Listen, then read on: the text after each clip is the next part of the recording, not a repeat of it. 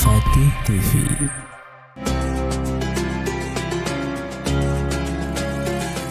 Bismillahirrahmanirrahim. Assalamualaikum warahmatullahi wabarakatuh. Alhamdulillahilladzi anzala as-sakinata fi qulubil mu'minin liyazdadu imanan ma'imanihim. Asyhadu an la ilaha illallah wahdahu la syarikalah wa asyhadu anna Muhammadan abduhu wa rasuluh. Allahumma salli ala sayyidina Muhammadin innaka Hamidum Majid, amma ba'du. Pemirsa yang dimuliakan Allah Subhanahu wa taala, bulan Ramadan disebut juga sebagai Syahrul Quran atau bulan Al-Quran. Dikatakan sebagai bulan Al-Quran karena di bulan Ramadan Allah Subhanahu wa taala menurunkan Al-Quran. Sebagaimana dalam sebuah ayat Allah Subhanahu wa taala berfirman, A'udzubillahi minasyaitonir rajim. Syahrul Ramadan alladzi unzila fihi al-Quran hudal linnasi wa bayyinatin minal huda wal furqan. Bulan Ramadan adalah bulan yang di dalamnya diturunkan Al-Quran sebagai petunjuk bagi manusia dan sebagai penjelas atas petunjuk tersebut, wal furqan, dan juga sebagai pembeda antara yang hak dan yang batil. Jadi Ramadan disebut sebagai bulan Al-Quran karena di dalamnya diturunkan Al-Quran. Lalu untuk apa Allah Subhanahu wa taala menurunkan Al-Quran? Yang pertama, sebagaimana di ayat tersebut, Al-Quran Allah turunkan sebagai hidayah, sebagai petunjuk bagi manusia agar manusia ini hidup berperilaku sebagaimana apa yang tertuang di dalam Al-Quran. Apa yang Allah perintahkan kita jalankan, dan apa yang Allah larang kemudian kita tinggalkan. Orang-orang yang menjadikan Al-Quran sebagai panduan kehidupannya di kehidupan dunia ini, maka hidupnya akan bahagia dan hidupnya akan tenang. Bukan hanya di dunia, tapi di kehidupan-kehidupan setelahnya. Tapi barang siapa yang berpaling dari Al-Quran dan tidak menjadikannya sebagai petunjuk, maka hidupnya akan dipenuhi dengan kesulitan dan kesusahan. Allah Subhanahu wa taala berfirman, A'udzubillahi minasyaitonir rajim. Wa man a'rada an dzikri fa inna lahu ma'isyatan danka wa nahsyuruhu yaumal qiyamati a'ma. Dan barang siapa yang berpaling dari az-zikra, yaitu berpaling dari Al-Quran, fa inna lahu ma'isyatan danka, maka sungguh baginya adalah kehidupan yang sempit.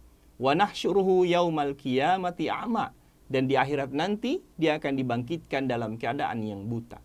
Artinya susahnya hidup ini, banyaknya problem-problem yang kita hadapi dalam kehidupan dunia ini, penyebab utamanya karena kita berpaling dari Al-Quran, tidak menjadikan Al-Quran sebagai hidayah atau petunjuk dalam kehidupan.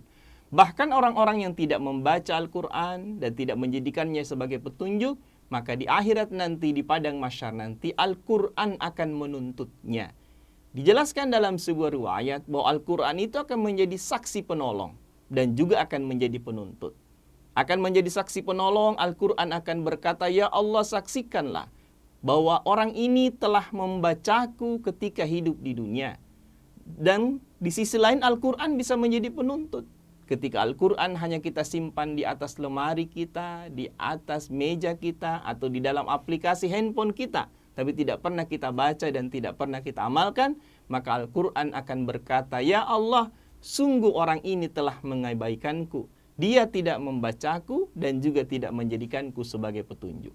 Para pemirsa yang dimuliakan Allah Subhanahu wa taala. Kemudian yang kedua, Al-Quran Allah turunkan juga sebagai obat. Wa nunazzilu minal Qur'ani ma huwa syifaa'u wa rahmatul lil mu'minin.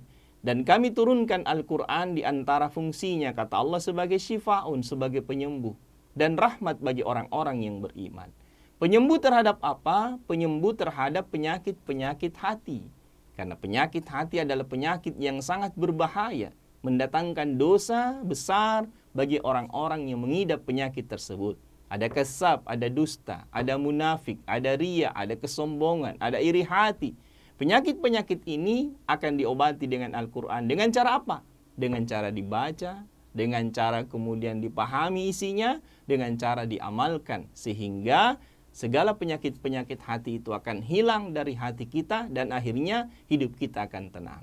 Ma'asyiral muslimin rahimakumullah, para pemirsa yang dimuliakan Allah Subhanahu wa taala.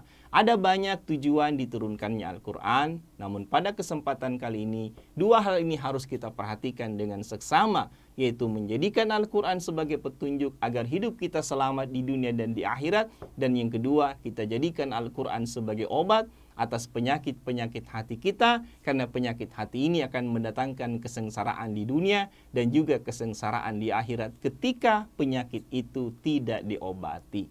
Inilah yang bisa saya sampaikan pada kesempatan kali ini. Mudah-mudahan memberikan manfaat dan kebaikan. Wabillahi taufiq wal hidayah. Wassalamualaikum warahmatullahi wabarakatuh.